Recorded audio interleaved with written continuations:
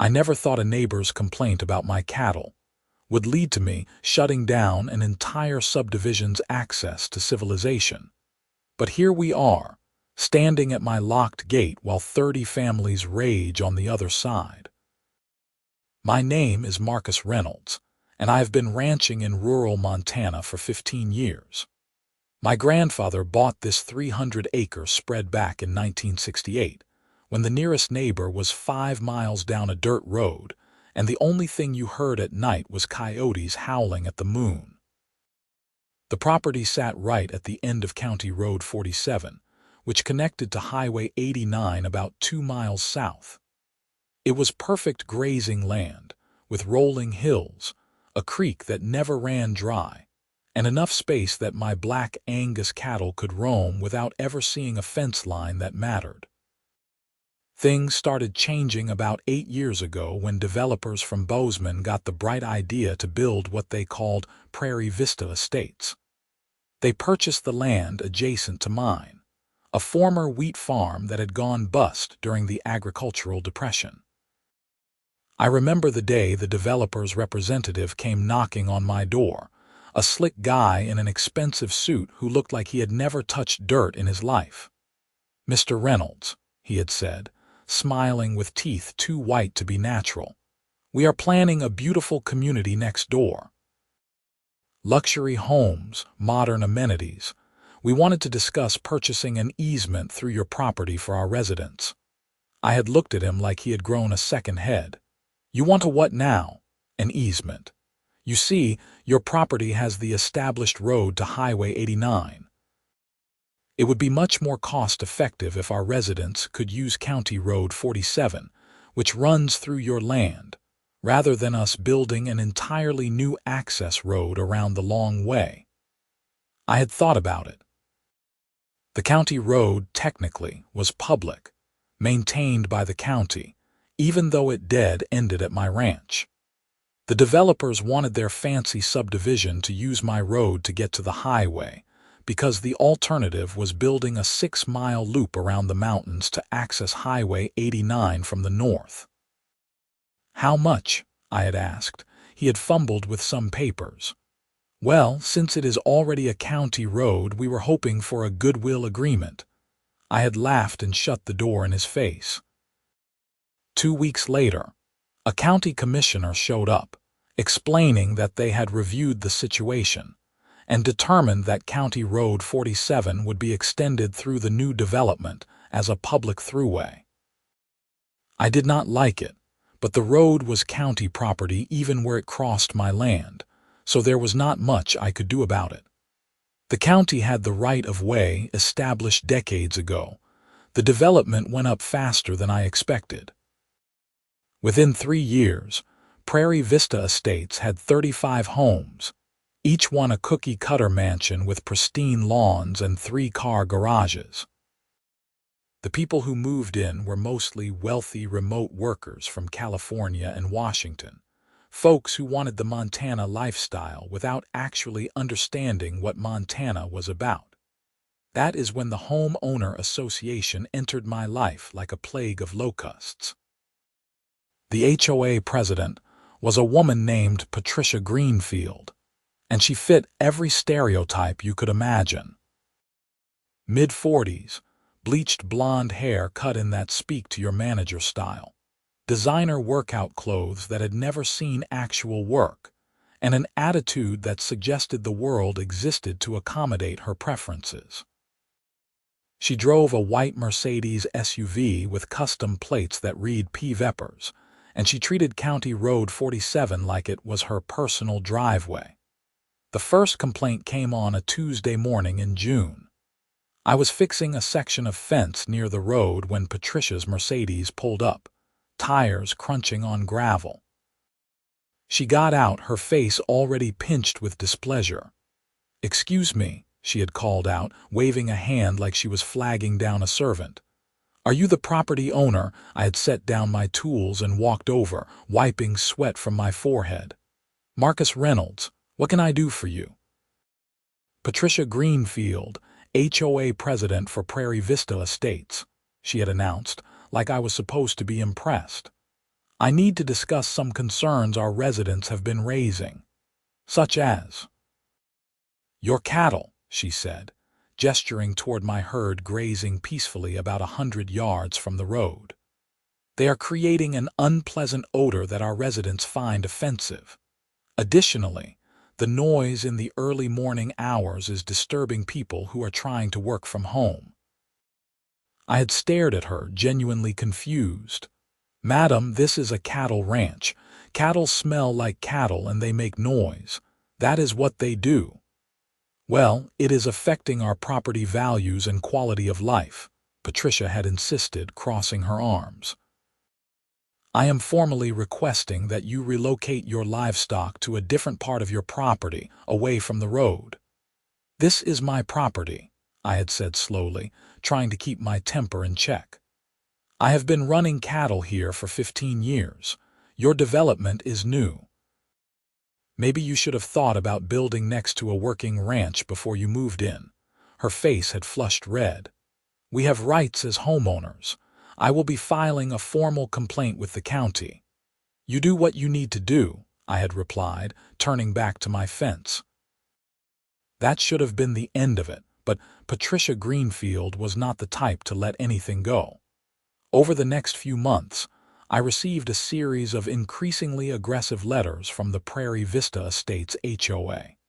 They complained about dust from my cattle drives. They complained about the sound of my tractor at 7 in the morning. They even complained that my cattle guards on the road were damaging their expensive vehicles, despite the fact that those guards had been there for 30 years. I ignored most of it, but then things escalated. One morning in September, I found a certified letter in my mailbox from the Prairie Vista Estates HOA. I opened it over coffee, expecting another round of petty complaints. What I read made me spit out my drink. Notice of fine and violation, the header read in bold letters. The letter informed me that I was in violation of Prairie Vista Estates community standards for maintaining livestock within sight of community roadways and creating agricultural nuisances affecting residential enjoyment. The fine was $1,500, payable within 30 days. I read it 3 times, certain I was misunderstanding something. Then I called my lawyer, a guy named Thomas Chen who handled all my ranch business. Thomas, I need you to look at something, I said when he picked up. 20 minutes later, I was in his office in town, sliding the letter across his desk. Thomas read it, his eyebrows climbing higher with each sentence. This is absurd, he finally said. You are not part of their HOA, you are not in their subdivision. They have absolutely no authority to fine you for anything. That is what I thought, but I wanted to make sure I was not missing something. Thomas leaned back in his chair, tapping the letter. HOAs only have authority over properties within their jurisdiction, as defined by their covenants, conditions, and restrictions. Your ranch predates their development and was never included in their CCRs. This fine is completely unenforceable. So I can ignore it, legally, yes. But I would recommend responding in writing, clearly stating that you are not subject to their authority and will not be paying any fines. That way, there is a paper trail if they try to pursue this further. I had Thomas draft a response, which I mailed back to Patricia Greenfield and her HOA board. I thought that would settle the matter. I was wrong. 2 weeks later, I got another letter, this time threatening legal action if I did not comply with the fine and relocate my cattle. The letter referenced some obscure Montana statute about agricultural nuisances and claimed that the HOA had consulted with their attorney, who confirmed they had standing to pursue the matter. I called Thomas again. They are bluffing, he assured me. The statute they are referencing applies to situations where agricultural operations create genuine health hazards, like contaminating water supplies. Your cattle operation is standard for this area and does not meet that threshold. If they want to sue, let them. We will win. But Patricia Greenfield was not interested in legal reality. She was interested in getting her way. The next escalation came in October. I was moving cattle from the east pasture to the west when I noticed a truck parked by the road. Two men in county uniforms were taking photos of my property. I rode over on my horse. "Can I help you, gentlemen?" I called out. The older of the two men, a guy with a gray beard and a clipboard, looked up. "Marcus Reynolds." "That is me. County Code Enforcement. We received a complaint about potential violations on your property." "Just doing an inspection." I felt my jaw tighten. "What kind of violations?" "Improper livestock management, potential environmental hazards, that sort of thing," he said, glancing at his notes. "We will do our assessment and send you a report." They spent 2 hours walking my property, taking photos and making notes. I followed at a distance, steaming mad but not wanting to interfere with an official inspection. When they finally left, I called Thomas again. "They are using the county to harass you," he said after I explained what happened. "It is a common tactic. File enough complaints and the county has to respond, even if the complaints are baseless." "So what do I do?" "Wait for their report. If they cite you for anything, we will fight it." "But Marcus, you need to understand something. This HOA has money and time. They can make your life difficult even if they never win a legal battle." "Let them try," I said. The county's report came back 3 weeks later. No violations found. My ranch operation was in full compliance with all local, state, and federal regulations. I felt vindicated, but my relief was short-lived. In November, I discovered that someone had cut the locks on my northern gate and let about 40 head of cattle out onto County Road 47.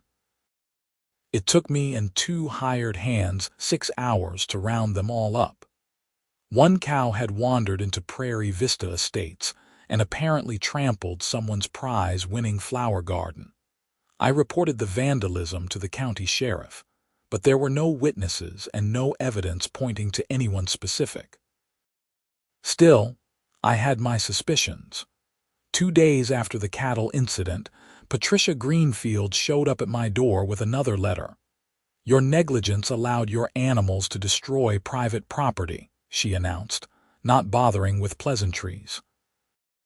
"The HOA is billing you for damages, and we are pursuing additional legal action for creating a public safety hazard." "Someone cut my locks and let those cattle out," I said, keeping my voice level. "That is criminal trespass and vandalism. Maybe your HOA should worry about who among your residents thinks that is acceptable behavior." "We have standards in our community," Patricia snapped. "Your ranch is incompatible with residential development. You need to either modify your operation or consider selling." That was when I realized what this was really about. They did not just want me to move my cattle or pay some bogus fine. They wanted me gone entirely, so they could expand their precious subdivision onto my land. "I am not selling," I said flatly, "and I am not changing how I run my ranch. If you have a legal issue, take it to court." "Oh, we will," Patricia promised, and she spun on her heel and marched back to her Mercedes. December brought the final straw. I received notice that the Prairie Vista Estates HOA had filed a lawsuit against me in county court, claiming that my ranching operation constituted a nuisance, and seeking an injunction to force me to remove all livestock within 500 yards of County Road 47. The lawsuit also demanded payment of all previous fines, totaling over $6,000 with late fees and penalties they had added. Thomas and I prepared for battle. We gathered documentation showing that my ranch predated the subdivision by decades, that my operation met all legal requirements, and that the HOA had no authority over my property. We also filed a countersuit for harassment and abuse of process. The preliminary hearing was scheduled for January. I showed up to court in my best clothes, which admittedly was not much compared to Patricia Greenfield's designer outfit, but I figured the judge would care more about facts than fashion. Judge Marion Foster presided, a stern woman in her 60s who had a reputation for not tolerating nonsense. Both sides presented their arguments. Patricia's lawyer, a young guy who talked too fast, argued that my ranch created unacceptable conditions for the residential community, and that modern land use planning required balancing different interests.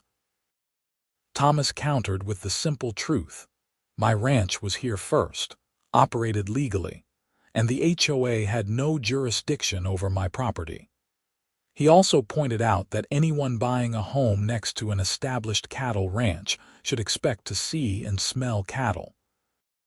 Judge Foster listened to both sides, asked a few pointed questions, and then took the matter under advisement. The hearing lasted less than an hour. 3 weeks later, the ruling came down. Judge Foster dismissed the HOA's lawsuit entirely, finding that they had no standing to dictate what I did on my own property, and that their claims of nuisance were not supported by evidence. She also awarded me attorney fees, about $8,000 that the HOA would have to pay. I thought that would be the end of it. I should have known better. Patricia Greenfield was not the type to accept defeat gracefully. Instead of backing off, she doubled down. In February, I started noticing that Prairie Vista Estates residents were treating County Road 47 like their personal property. They set up speed limit signs, even though the county had not authorized them. Someone installed decorative landscaping along the shoulder of the road where it bordered my property. Cars started driving slowly past my ranch, with people taking photos and videos. Then came the morning that changed everything. I woke up at 5:30, like I always did, and headed out to start my day. As I drove my truck toward the southern part of my property, I noticed something odd near the gate where County Road 47 entered my land from the highway. There was a new sign, professionally made, that read Private Road, Prairie Vista Estates residents only. I stopped my truck and got out, staring at the sign in disbelief. County Road 47 was a public road maintained by the county. The HOA had no authority to declare it private. But when I looked closer, I realized what they had done. The sign was technically placed just inside the Prairie Vista Estates boundary, where the road passed through their development. They were not claiming my section of the road was private, but they were claiming their section was, which effectively meant that anyone using the road to access my property or continue to the highway would have to pass through what they were calling private property. I called Thomas immediately. "They cannot do that," he said after I explained the situation. "County Road 47 is a public right-of-way. The county maintains it. The fact that it passes through their subdivision does not give them the right to restrict access. So what do I do? File a complaint with the county? They will have to order the HOA to remove the signs." I did exactly that. I drove to the county administration office and filed a formal complaint, explaining the situation and providing photos of the signs. The county official I spoke with, a tired-looking woman named Barbara, assured me they would look into it.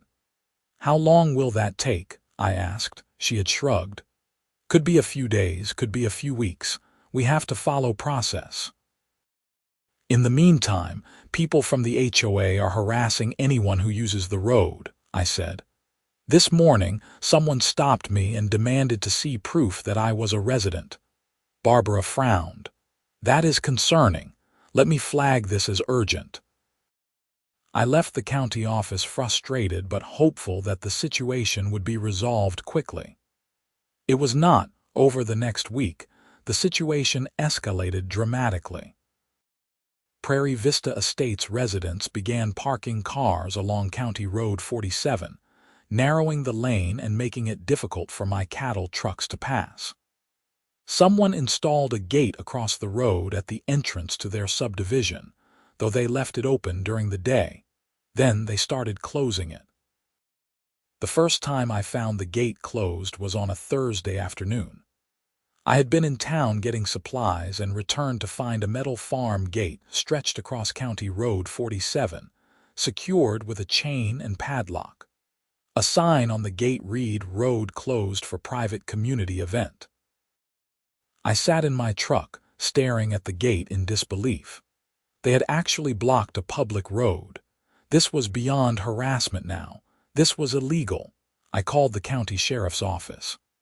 Deputy Steve Morrison arrived about 40 minutes later, a middle-aged guy I had known casually for years. "Marcus," he said, getting out of his patrol car. "What is going on?" I explained the situation, showing him the locked gate. Steve walked up to it, examined the lock, and shook his head. "This is a county road," he said. "They cannot block it like this." "That is what I have been trying to tell everyone." Steve pulled out his phone and made a call. I could not hear the conversation, but after a few minutes, he walked back over to me. "I called Patricia Greenfield. She says they are having a community event and have permission from the HOA board to close the road temporarily." "Steve, they cannot just close a county road for a private event. That is not how this works." "I know," he said, looking uncomfortable. "But technically, if there is a dispute about the road status, I need direction from the county before I can force them to open it. So I am just supposed to wait. I will make this a priority. In the meantime, is there another way to your property?" I wanted to scream. "No, Steve. This is the only road in. That is the whole point." He promised to escalate the issue, and I ended up having to leave my truck there and get a ride back to my ranch from a neighbor who had property on the other side. By the time I got home, I was furious. That night, I sat in my kitchen, drinking coffee and thinking about the situation. The more I thought about it, the more something occurred to me, something I had not fully considered before. County Road 47 was not just any road. It was the only direct access from Prairie Vista Estates to Highway 89. The developers had built their subdivision specifically to use this road, avoiding the expensive alternative of building a 6-mile loop around the mountains. But while the county maintained the road, the actual land the road crossed belonged to different property owners. Most of County Road 47 ran through my ranch. The county had an easement established decades ago, but the underlying land was mine. I pulled out my property deed and survey maps, studying them carefully. Sure enough, the deed confirmed what I remembered. The county had a public right-of-way for the road, but I owned the land beneath it. The road existed because my grandfather had agreed to let the county establish it, back when the only people using it were ranchers and local residents. An idea began forming in my mind, audacious and possibly crazy, but satisfying in a way that made me smile for the first time in weeks. The next morning, I called Thomas Chen. "Thomas, I need to ask you about something. County Road 47 crosses my property, right?" "Yes, the county has an easement for the road, but you own the underlying land. What would happen if I wanted to revoke that easement?" There was a long pause. "Marcus, that is complicated. The easement has been in place for decades. There are legal requirements for maintaining public access. But theoretically, could I do it?" "Why are you asking?" I explained my idea. Thomas listened, and I could hear him breathing on the other end of the line. "It would be difficult," he finally said, "but not impossible. If you could demonstrate that the easement is no longer necessary or that the county has failed to maintain its obligations, you might have grounds to petition for its removal." "But Marcus, this would affect everyone who uses that road. not just the HOA. The HOA is the only one giving me trouble, and right now they are illegally blocking the road anyway. If the county cannot or will not enforce public access, then maybe the road should not be public anymore. Let me research this, Thomas said, but be warned, this could get very messy. While Thomas researched the legal angles, I decided to take a more direct approach to the immediate problem. I drove back to the gate blocking County Road 47, this time with a pair of bolt cutters in my truck. The gate was still locked. I looked around, saw no one watching, and cut the chain. The gate swung open with a metallic creak. I drove through, then pulled the gate closed behind me and tossed the cut chain into the bed of my truck. I figured I had a few hours before the HOA noticed and responded. I was wrong. I was barely back at my ranch when I saw Patricia Greenfield's Mercedes roaring up my driveway, followed by two other vehicles. Patricia jumped out of her car, her face red with fury. "You destroyed HOA property." "I opened a county road that you illegally blocked," I replied calmly. "That is called exercising my legal right to travel on public infrastructure.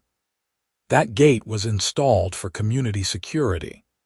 That gate was installed to harass me and anyone else you people do not want using the road. It is illegal, and if you put it back up, I will cut it down again and file charges for obstruction." Two men had gotten out of the other vehicles, both looking like they spent more time at the gym than doing actual work. One of them, a guy with an expensive haircut and designer sunglasses, stepped forward. "You need to respect our community standards," he said, trying to sound intimidating. "I need to do no such thing," I replied. "Your community standards apply to your community, which I am not part of. Now, all of you are on my private property without permission. That is trespassing.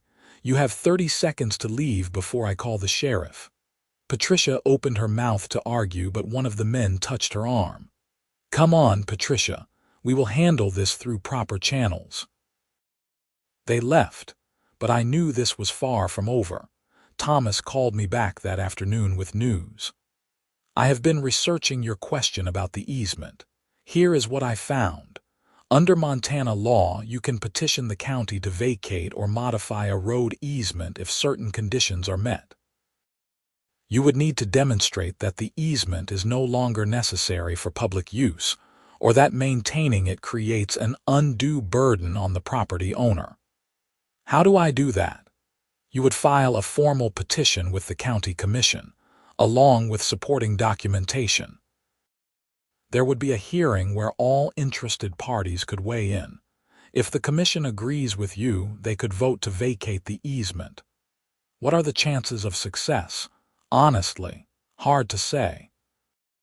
You have a strong argument that you are being harassed, and if the HOA keeps blocking the road, you could argue that the county has failed to maintain public access. But you also have to consider that closing the road would affect 35 families, not just Patricia Greenfield. Those 35 families chose to move into a development next to a working ranch, and now they are trying to force me out. Maybe they need to face some consequences for that." Thomas was quiet for a moment. "Marcus, I understand your frustration, but this is going to create a firestorm. Are you sure you want to go down this path? They sued me. They have harassed me for months. They blocked a public road. What other choice do I have?" "All right," Thomas said. "I will start drafting the petition." Over the next 2 weeks, Thomas and I prepared the most comprehensive legal document I had ever seen. We included a detailed history of my ranch, documentation of every complaint and legal action the HOA had taken against me, evidence of the road blockage, and a thorough argument that the easement was no longer serving its original public purpose, but had instead become a tool for a private development to harass neighboring property owners. We also included surveys and maps showing that there was an alternative route to Highway 89, the 6-mile mountain loop that the developers had originally rejected as too expensive. It was less convenient, sure, but it existed. The petition requested that the county vacate the public easement for County Road 47 where it crossed my property, effectively making it a private road under my control. We filed the petition in March. The county was required to schedule a public hearing within 60 days. The response from Prairie Vista Estates was immediate and explosive. Patricia Greenfield organized an emergency HOA meeting, which apparently devolved into chaos as residents realized what was happening. I know this because several residents showed up at my ranch over the next few days, trying different approaches to get me to withdraw the petition. Some tried to be friendly, apologizing for the HOA's behavior and asking if we could work something out. Others were hostile, threatening legal action and claiming I was trying to extort the community. A few tried to bribe me, offering to buy sections of my property or pay for a new access road. I turned them all away with the same message: talk to your HOA president. This is her doing. The county scheduled the hearing for May 15th. In the weeks leading up to it, the situation in Prairie Vista Estates apparently went from bad to worse. Property values in the subdivision started dropping as word spread that the primary access road might be closed. Several homeowners put their houses up for sale. There were rumors that residents were organizing to sue the HOA board for mismanagement. Patricia Greenfield tried to rally support, sending letters to county commissioners and organizing a petition drive to oppose my request. She claimed that closing the road would be a public safety hazard, preventing emergency vehicles from accessing the subdivision quickly. Thomas countered by pointing out that the alternative route, while longer, was fully functional and met all emergency access requirements. Fire and ambulance services had already confirmed they could use the mountain loop if necessary. The hearing was held in the county commission chambers, a room that seated about 100 people. Every seat was filled, with more people standing along the walls. Patricia Greenfield sat in the front row with her lawyer and several HOA board members. I sat on the opposite side with Thomas. The chairman of the county commission, a rancher named Bill Tucker, who I had known for years, called the hearing to order. We are here to consider a petition from Marcus Reynolds to vacate the public easement for County Road 47 where it crosses his property. Mr. Reynolds, you have 30 minutes to present your case. Thomas stood and walked to the podium. He laid out our argument clearly and methodically, walking through the history of the easement, the development of Prairie Vista Estates, and the escalating harassment I had endured. He presented copies of all the complaints, fines, and legal actions the HOA had taken against me. He showed photos of the gate they had installed across the county road. The purpose of a public easement is to serve the public good, Thomas said. In this case, the easement has been perverted into a tool for a private organization to control and harass a neighboring property owner. The county has been unable or unwilling to prevent this abuse. Under these circumstances, Mr. Reynolds has the right to petition for the easement to be vacated and to reclaim full control of his property. When Thomas sat down, Patricia Greenfield's lawyer stood up. He was a slick guy from Bozeman, probably costing the HOA a fortune. He argued that closing the road would be catastrophic for the 35 families in Prairie Vista Estates, that property values would plummet, and that emergency services would be compromised. This is not about legal technicalities, the lawyer argued. This is about a community of families who purchased homes in good faith, relying on established access to the highway. Mr. Reynolds may have legitimate complaints about HOA behavior, but the solution is not to punish an entire community. Then came the public comment period. One by one, residents of Prairie Vista Estates stood up to speak. Some were angry, accusing me of being vindictive and unreasonable. Others were pleading, talking about their children and their lives and how much they had invested in their homes. One woman, younger than Patricia and clearly exhausted, stood up with tears in her eyes. "I am Jessica Harper. My husband and I bought our house 2 years ago. We have a 3-year-old daughter. We did not know anything about disputes with Mr. Reynolds. We just wanted a safe place to raise our family. Please do not punish us for decisions made by the HOA board." I felt a twist of guilt hearing her, but then I remembered all the months of harassment, the baseless fines, the lawsuit, the vandalism. I hardened my resolve.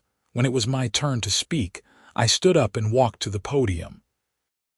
I looked out at all the faces staring at me, some angry, some scared, some just exhausted. "My name is Marcus Reynolds," I said. "I have been ranching this land for 15 years. My grandfather ranched it before me. When the county asked to establish a road across our property back in the 60s, my grandfather agreed because it helped the community. That road existed to serve local ranchers and residents, not to enable a luxury subdivision to avoid building proper infrastructure. I did not start this fight. I have been content to live my life and run my ranch, same as I always have. But Prairie Vista Estates, led by their HOA president, has spent the past year trying to drive me off my land. They fined me illegally. They sued me in court and lost. They vandalized my property. They blocked a public road. At what point am I allowed to defend myself? Everyone here talking about the 35 families in Prairie Vista. Well, I am a family too. I matter too. My livelihood matters. And I am not going to be driven off my own land because a bunch of wealthy people from California decided they do not like living next to a real working ranch. I sat down to silence. The commissioners looked at each other, clearly uncomfortable with the whole situation. Bill Tucker cleared his throat. "This is a difficult matter. The commission will take everything under advisement. We will issue a decision within 30 days. The hearing ended and people filed out. I noticed Patricia Greenfield glaring at me with pure hatred. I met her gaze evenly and then left. The next 30 days were the longest of my life. I continued working my ranch, but I could feel the weight of the decision hanging over everything. Thomas told me he thought we had a good chance, but that it really could go either way. Meanwhile, the situation in Prairie Vista Estates apparently reached a breaking point. I heard through the grapevine that a group of residents had organized to recall the HOA board, blaming them for the crisis. There was talk of lawsuits against Patricia Greenfield personally for mismanagement. On June 12th, I received a call from the county. The commission had reached a decision and would be announcing it the next day.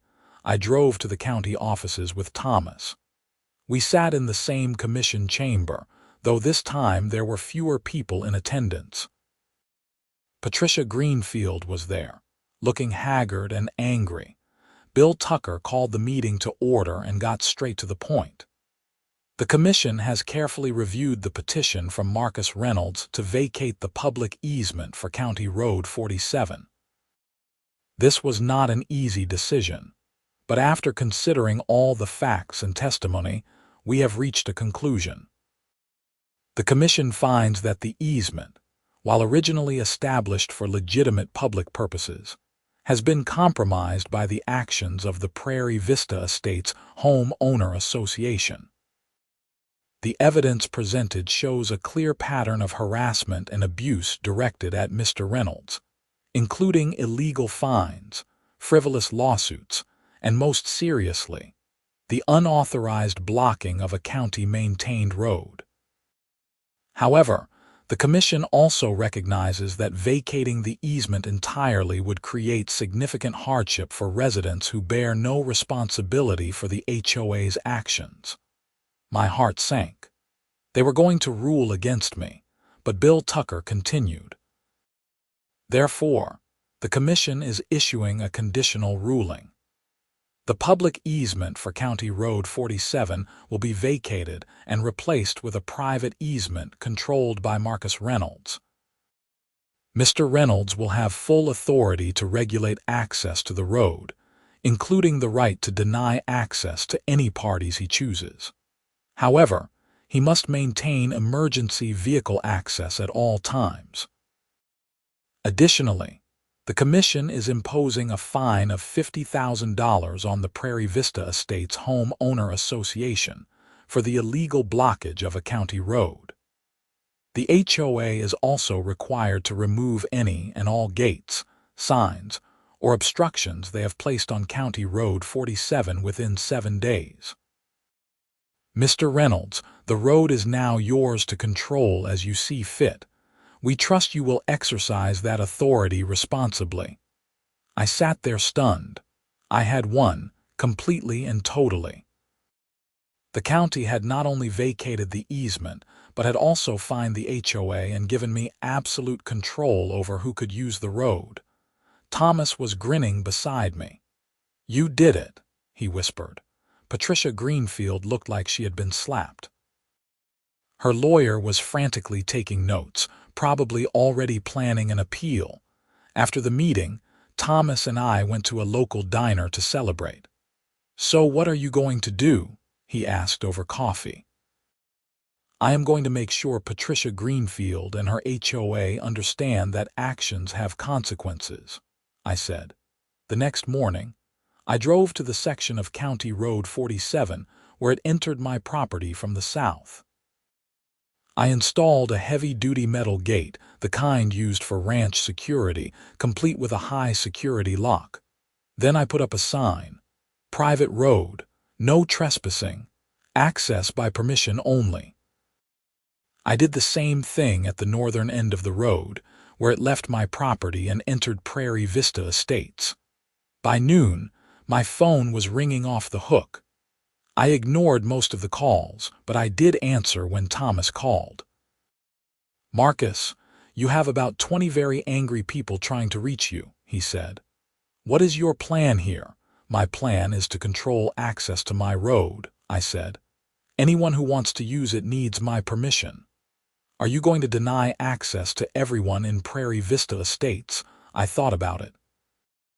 "No," I said finally. "I am not trying to hurt people who did not do anything wrong, but I am going to make the HOA work for it." Over the next few days, I granted access to individual residents of Prairie Vista Estates who contacted me directly and asked politely. I gave them codes to the gates and told them they could use the road for personal travel. But I made it clear that the permission was individual and could be revoked at any time. I denied access to 3 people, Patricia Greenfield and the 2 men who had come with her to confront me at my ranch. They would have to use the 6-mile mountain loop. The response was immediate. Patricia showed up at my southern gate the next morning, her Mercedes idling while she jabbed at the keypad code that no longer worked for her. I happened to be fixing fence nearby and wandered over. "Can I help you?" "Open this gate immediately," she demanded. "No, you cannot do this. I live in Prairie Vista Estates. I have a right to use this road." "Actually, you do not. This is now a private road and I control access. You are not welcome to use it." Her face went purple. "This is illegal. This is discrimination. I will sue you. Feel free. My lawyer loves taking your money.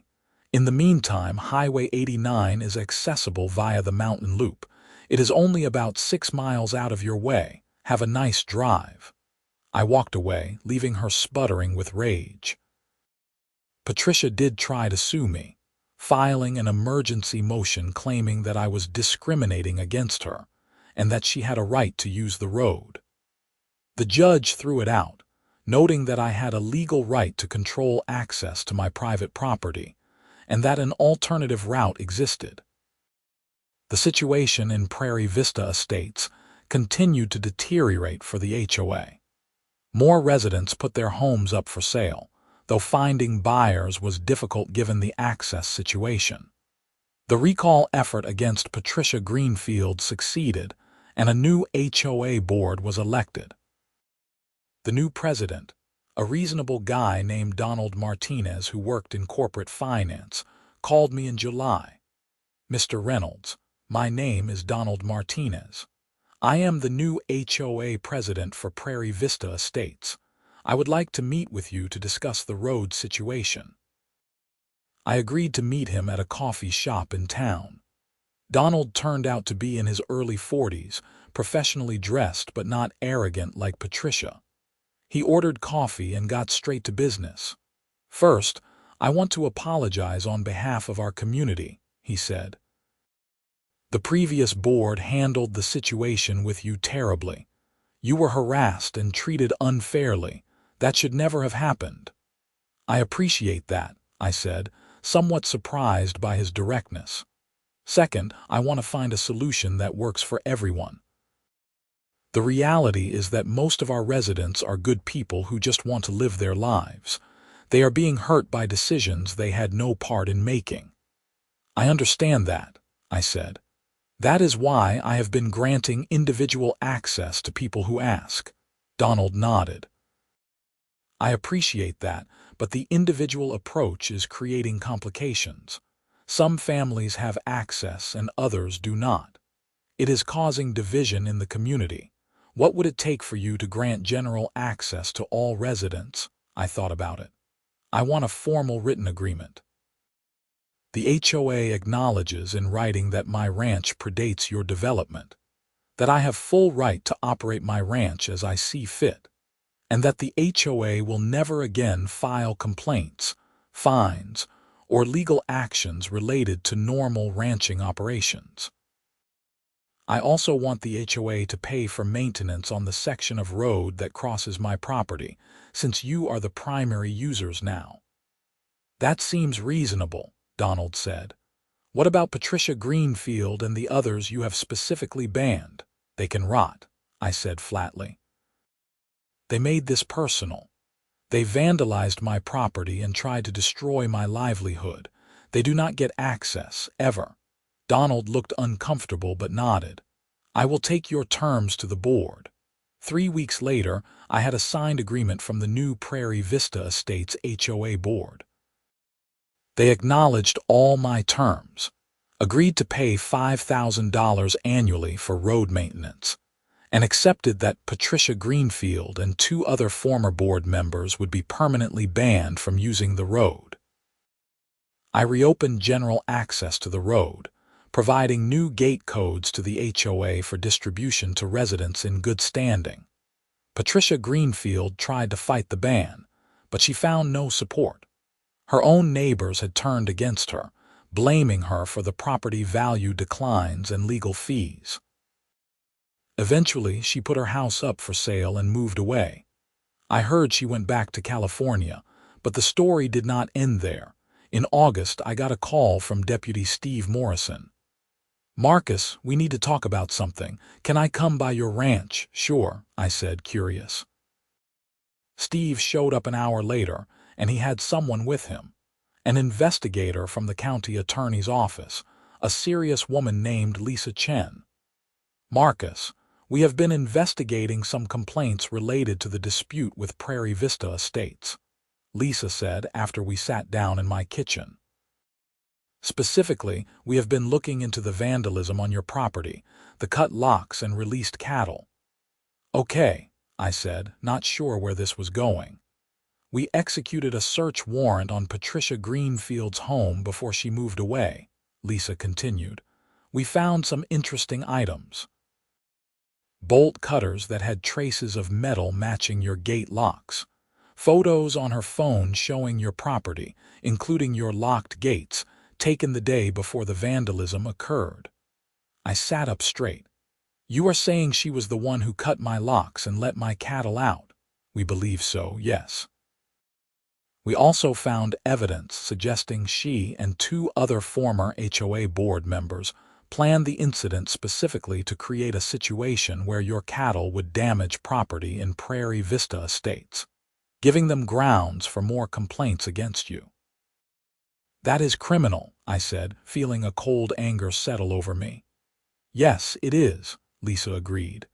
We are preparing charges for criminal trespass, vandalism, and conspiracy to commit fraud. I wanted to let you know before the arrests happen. Arrests. We will be taking Patricia Greenfield and two other individuals into custody. Given the planning involved and the intent to cause property damage, we are treating this seriously. The arrests happened a week later. Patricia Greenfield, along with Greg Summers and Brad Wilson, the two former board members who had accompanied her to my ranch, were charged with multiple crimes. The local news covered the story, painting a picture of an HOA president who had become so obsessed with getting her way that she had crossed into criminal behavior. The trial happened in October. I testified about the vandalism, the harassment, and the entire timeline of events. The prosecution presented the physical evidence found in Patricia's possession, along with text messages between the three defendants discussing their plan. The jury found all three guilty. Patricia received 6 months in jail, along with probation and restitution requirements. The two men received similar sentences. By November, life started returning to normal. The new HOA board stayed true to their word, never filing complaints about my ranch. I continued operating as I always had, with my cattle grazing peacefully and my business running smoothly. Property values in Prairie Vista Estates eventually stabilized, and the community moved on from the chaos that Patricia Greenfield had created. Most residents who stayed were friendly enough, waving when they drove past my ranch on their way to the highway. I kept control of the road, which gave me peace of mind. The annual maintenance fee from the HOA helped pay for improvements, and I made sure the road stayed in good condition. I even upgraded the gates to automated systems, making it easier for authorized users. One afternoon in December, I was working in my barn when I heard a vehicle pull up. I walked outside to find Jessica Harper, the young mother who had spoken at the county hearing, getting out of her car with her daughter. "Mr. Reynolds," she called out, "do you have a minute?" "Sure," I said, walking over. "I wanted to thank you," Jessica said. "I know things were really difficult for a while, but the new HOA board is so much better. Our community is actually functioning like a community now instead of Patricia's personal fiefdom.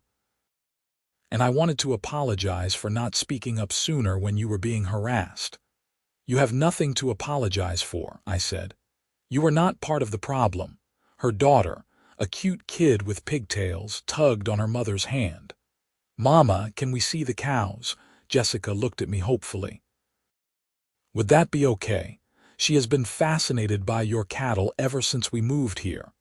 I found myself smiling. "Come on," I said. "I will introduce you to my herd." We walked to the pasture and I showed them the cattle, explaining about the different breeds and how ranching worked. The little girl was delighted, asking a million questions in the way only a 3-year-old can. As they were leaving, Jessica paused. "You know, I think some good came from all this craziness. Our community learned that you cannot just push people around to get your way. And we got rid of a toxic HOA board. So thank you for standing up for yourself, even when it was hard." After they left, I stood in my driveway, looking out at my ranch. The cattle were grazing peacefully. The sun was setting over the mountains, painting the sky in shades of orange and purple. My land stretched out in all directions, exactly as it had for decades. I had fought for my home and I had won. More importantly, I had set boundaries and forced people to respect them. The road that had once been a source of conflict was now under my control, a reminder that actions have consequences, and that standing up for yourself matters. Life on the ranch continued, as it always had, with early mornings and hard work and the satisfaction of building something lasting. The difference now was that I did it on my own terms, without harassment or interference from people who thought their preferences mattered more than my rights. The gate to my property stood strong, a barrier that opened for those who showed respect and remained closed to those who did not. It was a simple system, really, and one that served me well. As winter settled over Montana, I found myself reflecting on everything that had happened. The conflict with Patricia Greenfield and the Prairie Vista Estates, HOA, had been exhausting and infuriating, but it had also taught me something important about standing firm in the face of bullying. I received occasional updates about Patricia through the local grapevine. After serving her jail sentence, she apparently moved to Arizona, where I hoped she would learn to be a better neighbor. Greg Summers and Brad Wilson also left the area, their reputations in the community thoroughly destroyed. The new HOA board, under Donald Martinez's leadership, transformed Prairie Vista Estates into a much more reasonable organization. They focused on actual community improvement rather than trying to control everyone around them. They even invited me to their annual community barbecue, which I politely declined, but I appreciated the gesture. My ranch thrived. With the harassment ended and the road situation resolved, I was able to focus on what mattered: raising quality cattle and maintaining the land my grandfather had entrusted to my family. I hired an additional ranch hand, a young guy from Billings named Marcus Jr., no relation, who reminded me of myself at his age, eager to learn and willing to work hard. The cattle market was strong that year, and I had one of the best sales seasons in a decade. The check from the annual cattle auction was enough to make some long overdue improvements to the ranch, including a new barn and upgraded water systems for the pastures. I also invested in better security for my property, not because I expected more trouble, but because I had learned the value of protecting what is mine. Motion-activated cameras covered all the gates and key areas. New fencing made it harder for anyone to access my property without permission. I was not paranoid, just prepared. Thomas Chen remained my lawyer and became a good friend. We got together regularly for coffee, talking about everything from legal strategy to fly fishing. He told me the case with Prairie Vista Estates had become something of a legend in local legal circles, a cautionary tale about HOA overreach and the importance of respecting property rights. "You know," Thomas said one day over lunch, "you could probably write a book about this whole experience."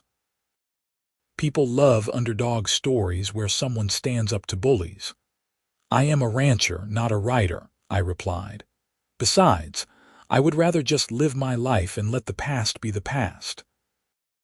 But I did keep detailed records of everything that had happened, partly for legal protection and partly because I wanted to remember the lessons learned. I filed away all the correspondence, legal documents, and evidence in a fireproof safe in my office. Future generations of my family would know what happened and why the road situation was the way it was. By spring of the following year, the entire situation felt like ancient history. The residents of Prairie Vista Estates went about their lives, using the road to commute to work and take their kids to school. They waved when they saw me, and I waved back. We were not friends exactly, but we had reached a peaceful coexistence. I did maintain my ban on the 3 individuals who had harassed me most severely. Patricia, Greg, and Brad were not welcome on my property or on the road that crossed it, ever. I felt no guilt about this. They had chosen their actions, and consequences mattered. One warm afternoon in April, I was riding my horse along the fence line when I noticed a car pulled over on the road. I rode closer and recognized Donald Martinez standing by his vehicle, looking at something in the distance. "Everything all right?" I called out. He turned and smiled. "Hey, Marcus. Yeah, everything is fine. I was just watching your cattle. It is actually quite peaceful." I rode over and dismounted. "What brings you out this way?" "Just driving home from town," Donald said. "I wanted to tell you something, though. The HOA just finalized the sale of Patricia's old house. The new owners seem really nice. They grew up on a farm in Iowa, so they actually appreciate having a working ranch as a neighbor." "That is good to hear," I said. "I also wanted you to know that the HOA board has been discussing creating a community education program about agriculture and ranching. We thought it might help our residents understand and appreciate what you do. Would you be willing to give a talk or maybe host a tour?" I considered it. A year ago, I would have refused immediately, wanting nothing to do with Prairie Vista Estates. But things had changed.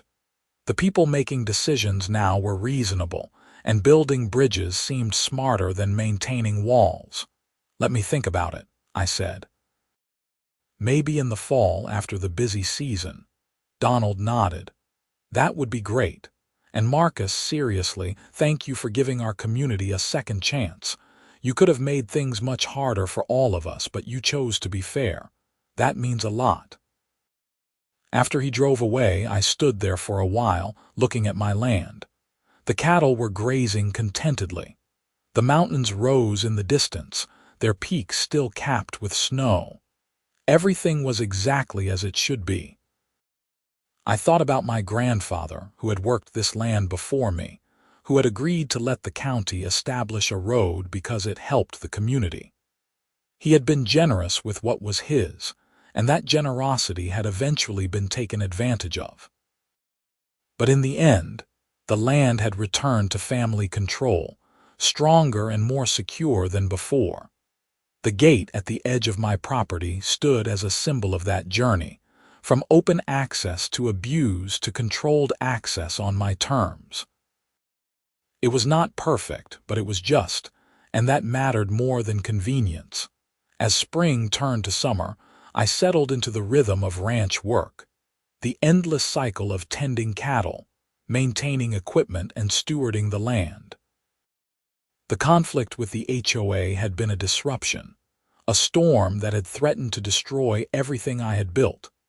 But I had weathered it, and in the process, I had learned valuable lessons about standing firm, setting boundaries, and refusing to be pushed around.